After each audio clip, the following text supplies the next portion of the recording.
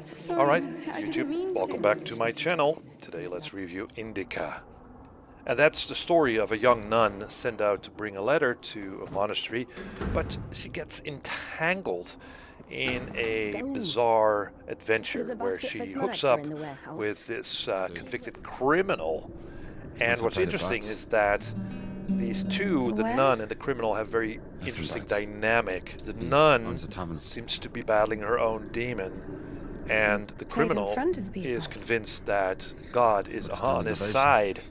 So you get very interesting dialogue, and the voice acting is very good here. So the monastery wasn't your choice? It was. But when your decision has a reason, is it really a choice? When a brook hits a rock, does it choose which way to go?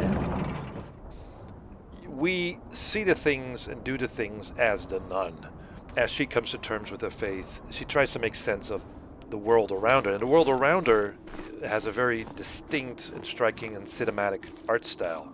It looks beautiful, but it's also desolate at the same time. It's also done by the things you do in the gameplay. Like in the first chapter, you need to get 5 buckets of water, so you keep going back and forth between the well and the other bucket. And in that, it seems to be some kind of a walking sim, but it also makes sense because the life in the monastery is very oppressing and boring.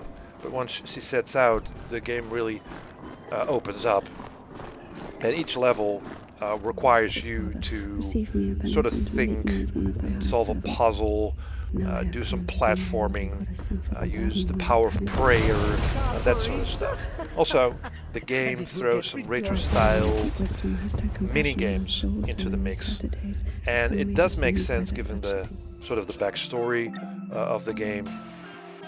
But these mini-games are also quite frustrating to play because they sometimes require very precise and timed platforming, and that's not always fun. It gets frustrating, and yeah, it's just kind of unfortunate because it took a bit of the fun away from just going through the story.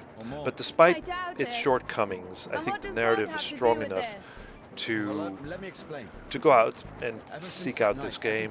I think it's best to get it when on sale because of its shortcoming and its short run time. This is basically a game that will take you around 4 to 5 hours to complete, and of which probably 2 of those hours are wasted in a way because of those frustrating bits where you need to trial and error your way through these mini games.